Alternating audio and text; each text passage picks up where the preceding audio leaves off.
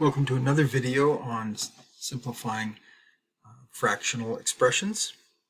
Now this is a little trickier because in this particular problem they're using the fraction bar under an operation with fractions. So you have an addition in the numerator and an addition in the denominator.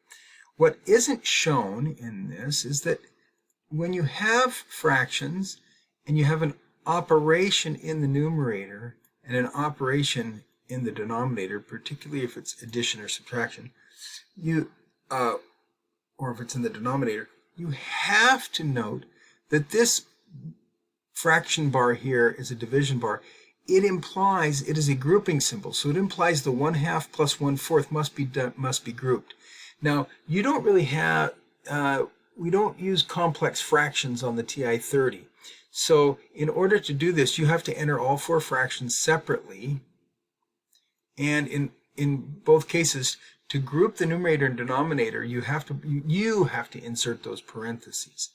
So for this problem, we'll come over and we'll start with a parenthesis, and then we'll put in the 1/2 fraction, arrow over, plus the 1/4 fraction, or 1/4. Arrow over when you finish the denominator, and then close that with a parenthesis. That indicates this is in the numerator. Now we'll hit divided by. So the TI-30 doesn't like those complex fractions. So we'll then divide by and then another fraction. We'll put 1/3, 1 divided by 3, plus, now notice I just put divided by instead of 1/3, so we can put 1 divided by 6, and I could have used the fraction key, but instead I'm using the parentheses because just the division key. 1/3 is 1 divided by 3. 1/6 is 1 divided by 6. And since division is done before addition, this will give you the same result as if you have 1/3 plus 1/6. So similar to what we did with the TI-84 in a previous video.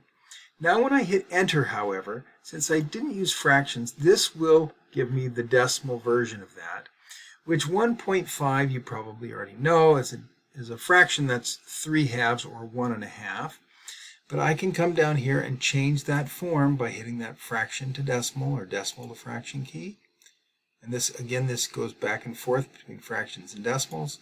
We'll hit enter, and that gives us 3/2. If you want a mixed number, that is this key where in this green up here where it says that's a numerator of a denominator to a mixed number. So we can second this key, changes mixed to improper, or improper to mixed, and mixed to improper both ways.